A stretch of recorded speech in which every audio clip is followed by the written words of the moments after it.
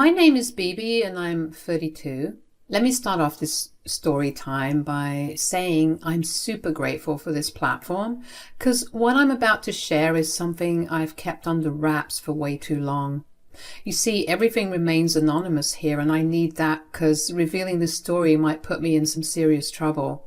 But I just had to vent, and part of me feels like my story might be able to help someone, so here goes. As you have probably seen from the title, it turns out I dodged a massive bullet when I decided not to marry my fiancé, Miguel. And it all boils down to one person, my mother-in-law, Judith. I know that these stories tend to be a bit more on the anti-mother-in-law hate train, but let me tell you, if this woman did not treat me like complete garbage, I don't know where I would be in this life. And I am grateful for everything she did for me. Okay, enough sappiness. Let me get into it. At first, things were all sunshine and rainbows between Judith, my mother-in-law, and me when I was dating her son, Miguel. She was the sweetest thing and always so kind to me. It felt like I'd hit the jackpot with the perfect future mother-in-law. She was always assuring me of her love for me, telling me I was like the daughter she never had. She has 8 sons, woof. And to be fair, she was like a second mother to me, considering I wasn't all too close with mine at all. It seemed like everything was going pretty smoothly on my end. I had a rich boyfriend who loved me to bits and an equally caring mother-in-law. What more could a girl ask for? Like I said, things were swell, until they weren't. You see, Miguel had proposed to me after dating for several months, and guess where? Madison Square Garden, no less. I mean, it was epic, and I thought we were on top of the world. We were surrounded by all our friends and family, and I noticed when I was scanning the crowd that Judith looked weird. She wasn't smiling and cheering like the others. Instead, she looked sad, almost bewildered. And I don't know why. I thought that maybe she had a tummy bug, or maybe she just got a bad text or something. Whatever. I was trying to enjoy the moment, so I went back to being present with my new fiancé. Even though I chalked up my mother-in-law's weirdness to other factors when I had approached her a couple of days ago, after settling down into fiancé life, she was still acting odd. But even worse this time because it was laced with rudeness too. What the frick? She became distant and a bit snarky. She was treating me like I was some annoying, dirty kid that no one wanted to play with at the playground, and I just didn't get it. Considering the week before we were chums, what gives? Why was she seemingly mad that I was now her son's fiancé? It was weird. I mean, who wouldn't want to share the joy of their son's proposal? But the way things went down, it was like a switch flipped in her, and our relationship took a nosedive, and I didn't know what I could do about it. As any fiancé would, I told Miguel about what was going on because I wanted to get to the bottom of this nonsense. Are you sure about this, babe? My mom is literally in love with you. She's always been so kind and warm to you. Why would she treat you like this out of the blue? That's what's beating me, babe. I just don't get it. I was meant to go to her place to bake some cookies for that charity drive I told you about. But she cancelled on me, saying that she'd rather do everything herself. Interesting. Interesting? I just mean it's a bit strange. She used to be so sweet and we got along so well. But recently she's been so distant and a little rude. I really can't put my finger on it. Yeah, that sounds like a good idea. Thanks, babe. I just miss the days when we all got along so well. It's been a bit uncomfortable lately. A couple of days passed, and just when I thought things might be getting back to normal, I started receiving anonymous texts from someone. All the text ever said was, "Leave that man if you know what's good for you." Creepy, right? Of course, I blocked the number, but then I'd get another text from a new unknown number saying the same thing. And then another, and then another. It was freaking me out big time. I wanted to immediately tell Miguel about it, obviously, so I made my way down to the kitchen, which is where he was at 11 p.m. for some reason. But something stopped me dead in my tracks. I was about to find him in the kitchen, and that's when I overheard him speaking on the phone. Miguel was talking in Spanish, which I didn't understand. But then I heard him say my name, and eventually I heard him say, "She can't ever find out, that's why I'm marrying her." What the heck? I couldn't make heads or tails of whatever the hell he was saying. What was he hiding from me and why? It pissed me off that he might be keeping secrets from me. It gave me a really bad feeling and I didn't like it one bit. So you know what I did? In my pettiness, I decided to keep those mysterious text messages a secret from my fiancé, since it seemed like he had his own secrets to hide. So the next day, I couldn't help but be a bit cold and standoffish towards Miguel, considering what I had overheard last night.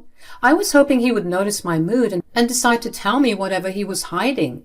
But in typical male fashion, he seemed pretty oblivious. He was genuinely confused by my behavior, wondering what was going on. He had asked me multiple times, and in typical female fashion, I said nothing, and proceeded to act snotty and petty. Eventually, Miguel, in an attempt to make things right, decided that it would be best if me and Judith rekindled our bond and squashed whatever beef was going on between us, since it was clearly affecting my mood. I was opposed to the idea, obviously, but before I could say anything, Miguel had already texted his mother, telling her to come over and saying it was important. Not long after, Judith arrived, and when she saw me, her expression looked like she'd seen a ghost. It was as if she was so scared of me, and I couldn't understand why. But then, in a flash, Judith's fear quickly turned to anger, and she started mistreating me, saying all sorts of awful things. She went as far as telling me that I didn't deserve to marry Miguel. Miguel finally yelled at his mother and told her to stop, and Judith immediately shut up. You might be wondering why Miguel's head wasn't put on a pike immediately after yelling at his mother like that, but let me tell you, things were a bit different in the Isaac household. Let me give you the lowdown on Miguel's family dynamics. You see, he came from a pretty traditional Spanish family where women were always considered second-class citizens, even to a 5-year-old son. It was like having sons was the Holy Grail or something. So Miguel, talking to his mother that way was, well, just the way things were in his family. Women weren't respected, which was very sad. This isn't me saying that all traditional Spanish-speaking households are like this. Rather, there are some old practices in certain traditional families that need to be cut out. Please don't cancel me. I didn't like it one bit, and I'd often reprimand him for being so crass towards his mother, but Miguel would just tell me that I'd never understand their relationship dynamic, and he would go on being rude.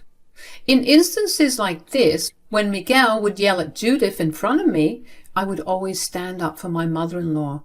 Maybe that was the reason why we got along so well. But this time, I didn't stand up for her. I know it was a rotten thing to do. I was angry, confused, and hurt by the way Judith had treated me in the past weeks, so I decided to get my lick back a little. But it didn't make me feel good, not one bit, even though she was doing me so dirty and treating me like a fake friend. Judith looked like she wanted to cry, so she mumbled an excuse about needing water and hurried to the kitchen. Feeling bad at this point, I rushed after her, putting my pride aside, because I still genuinely cared for Judith. This was also a good opportunity to corner her and get to the bottom of why she was treating me like a cockroach when I was supposed to be her future daughter-in-law.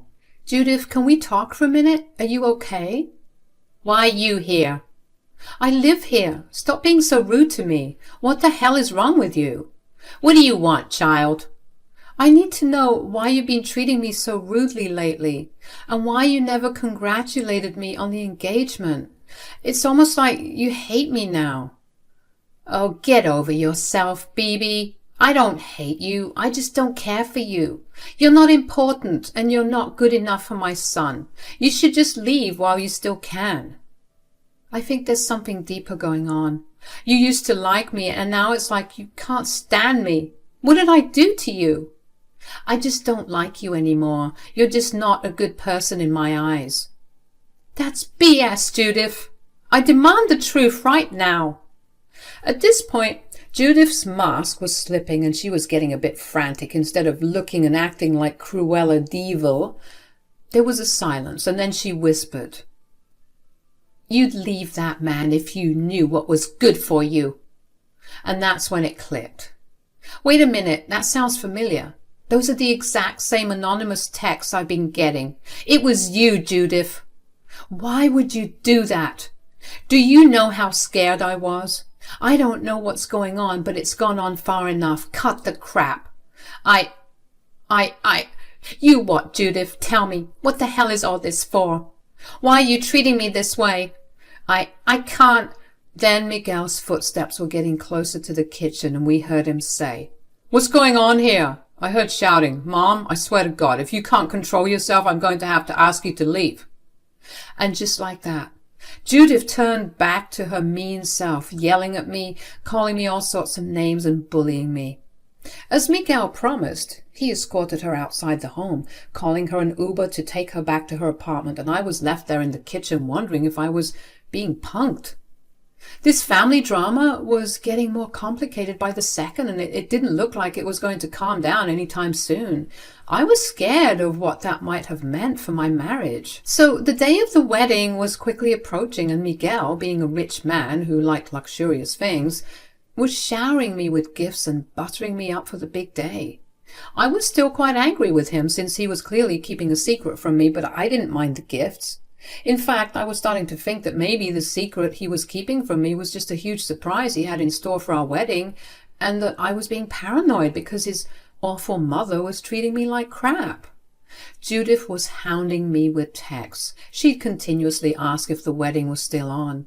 When I asked her why she was asking, Judith would reply with something rude or snarky, saying something along the lines of, "So that I know whether to drink my sorrows or celebrate, because I don't want you in my life anymore." I was getting seriously pissed off by this point. It was becoming unbearable, and I was actually contemplating disinviting Judith from the wedding altogether. I couldn't take it anymore, so I told Miguel about it. But when I did, he didn't seem too pleased. "Miguel, look at the crap your mother is sending me. Can you believe it?" That's actually pretty clever. I gotta use that. "Babe!" I'm kidding. "I can't take it anymore. You have to disinvite your mother from the wedding. I've decided." "What? Bibi, I can't do that. She's my mother, for God's sake." "I don't care, Miguel. She's making my life a living hell, and I can't stand her anymore, and it doesn't seem like she's listening to you, so what are we going to do? This is the only solution." "I think you're being a bit rash, babe. Let's talk about this." "What is there to talk about? Do you love me?" "Yes, of course." "Then act like it. Disinvite her from the wedding. She clearly doesn't want to be there anyway, and I don't want her to ruin our day." "Bibi, you know I love you, but I also love my mother. I can't just disinvite her." "Miguel, do you? Because the way you talk to her says otherwise." "What the hell did you just say to me?" "You heard me." And that's when the argument escalated even further. We were screaming at each other at this point, and it felt like our relationship was hanging by a thread. This drama was spiraling out of control, and I didn't know if we'd make it to the wedding day in one piece. And it was all because of that lady. I was hating her by the minute. So that night, after our big fight, Miguel and I slept in different rooms. I couldn't stop crying, feeling like our relationship was falling apart. But then I had a not-so-bright idea. I thought, if I have to suffer, then so should my mother-in-law. So at 2 a.m. I started spam calling her phone, even though I knew she was probably sleeping. When Judith finally answered the phone, I started shouting and cursing at her, telling her that I was going to treat her the way her son treated her, since that's what she seemed to want and what she seemed to respect. I don't know if it was the sleepiness in her voice or what, but she sounded so sad and defeated, and I couldn't help but feel bad for my bully for some strange reason. I cried and told her that I had always been nice to her, but I wasn't going to play nice anymore, and I'd see her on the wedding day, and that I was prepared for whatever BS she was going to come with, because I was so sick of the constant hot and cold behavior from her. Judith sounded a bit distraught on the phone, like she wanted to say something, but she couldn't find the words. She kept muttering, "It's not safe, it's not safe." And I demanded to know what she meant, but Judith refused to fess up to whatever it was she was hiding. Frustrated, I hung up the phone, promising never to speak to her again. A few more days had passed and the wedding day was drawing closer. But me and Miguel still hadn't resolved our issues. We were passing by each other in silence in the house, and it was starting to feel like we were housemates and not fiancés. Finally, I had enough, as if I hadn't already. I couldn't take the drama and BS any longer, so I snapped and yelled. I'm sick and tired of everything. I demand to know the truth. What truth? Cut the crap, Miguel. I don't know what you're talking about. You know exactly what I'm talking about. I overheard you talking to someone in the kitchen some nights ago, and I want to know what's going on. It's bad enough that my future mother-in-law is treating me like crap and acting shady, and now you too? At those words, Miguel's whole face changed. He looked both angry and strangely calm, and it sent shivers down my spine.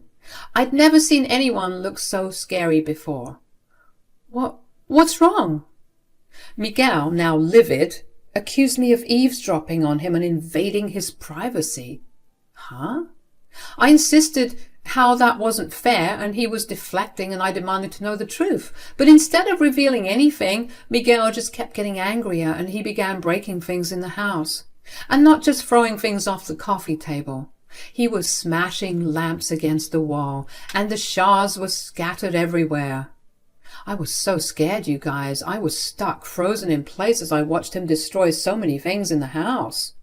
And in that moment, when I saw Miguel's anger and violence, I knew that I could never marry a man like that. It was a terrifying realization. I couldn't live my life in fear and chaos. I slowly made my way upstairs, determined to pack some of my most important things and leave as quickly as possible. Miguel was so blinded by his rage and destruction that he didn't even notice me sneaking out of the house. I quietly got into my car and decided to leave, leaving the engagement ring on the bathroom sink. I was crying as I drove to my mother's house. I needed to make sense of everything that had just happened, but I didn't even know where to begin. As I was on my way to my mother's house, I decided to make a call to my mother-in-law, Judith. I needed to let her know that I had finally taken steps she seemed to have wanted all along, calling off the wedding. I was taken aback by how happy Judith sounded on the other end of the phone. She actually said that this was the best thing that could have happened. I was about to curse at her, calling her evil for being so happy at my downfall, but then she dropped a bombshell. Judith told me that she wanted to meet in a private park somewhere close to where I was driving to discuss something important. She told me that when I arrived, I had to leave my phone in the car, which was strange. I was reluctant, of course, considering everything that had happened, but my curiosity got the best of me. I needed answers about why she and Miguel had been acting so strangely and why they were trying to drive me to madness. So I took a detour to meet her in the park, as we had discussed. I waited for about 30 minutes or so, and finally Judith appeared, wearing the biggest smile on her face. She told me that she was so proud of me, leaving me completely confused. I really wanted to throw hands, but I decided to be classy, so I demanded an explanation instead. I told her that this would be the last time I would ask her this, warning her that I would leave for good if she didn't spill the beans, and that's when Judith began to unravel the truth. Bibi, you have to understand that everything I did to you, I did it for a reason. Miguel, oh God save him, Miguel is not a good person. Ever since his father died, we've been through hell trying to survive. We busted our asses trying to come to America. But it wasn't easy. My sons turned to a life of crime, and Miguel, being one of the youngest, was the most impressionable. Whether it was stealing, committing fraud, selling drugs, or becoming pimps. My sons have all done something terrible for the sake of money, and I don't like it one bit. But Miguel, I think he's the worst of them all. He's so ruthless. I tried my best to steer them towards the right path, but they kept choosing crime. My jaw was practically on the floor. Miguel doing crime? Is that where all this money was from? The reason I was so mean to you, Bibi, was because I wanted you to leave him before it was too late. You see, I know Miguel was planning on doing something terrible to you because he's been married 3 times before and all his wives mysteriously died on their wedding night. My heart sank at her words, and my mind struggled to process the horrific revelation. This was beyond anything I could have imagined, and I felt all my hair stand on end. I demanded more details, needing to know everything. Judith's confession had unraveled a dark web of secrets that had entangled me in ways I couldn't understand. I sat there, stunned and horrified, as Judith continued to reveal the nightmarish truth about Miguel. She explained that she suspected that Miguel's crimes were far worse than she initially thought. All 3 of his previous wives had tragically died on their wedding nights, and it had always seemed suspicious to her. It wasn't until the last marriage that I realized it couldn't be a coincidence. Miguel must have been responsible for his wife's deaths. I've been so scared, Bibi, but I wanted to save you before it was too late. I couldn't properly confront Miguel because I was afraid of what might happen to me or you or anyone for that matter. He's so unpredictable. I know you've only been introduced to kind and composed Miguel, but I'm telling you, he's much worse. I didn't want to tell you the truth over the phone or through text because I believe Miguel has all our phones tapped. That's why I told you to leave your phone in the car. She went on to express how sad she was for the way I had found out, but she was relieved that she had been able to save at least one of the many girls Miguel had undoubtedly hurt. I was left speechless, unable to comprehend the depths of Miguel's dark secrets. Judith begged me to pack up everything I knew and loved and move far away, just in case Miguel tried to find me. I revealed that Miguel had become violent back home, which is why I left him behind, and Judith wasn't surprised. She told me that he had always been a violent person, and it was only a matter of time before he turned that violence towards me. 3 years have passed since that day, and I have not heard from Miguel or Judith again. I was relieved to have escaped, but I'd be lying if I said I wasn't still haunted by the memories of everything. I couldn't let Miguel continue to harm innocent women, so I decided to take matters into my own hands.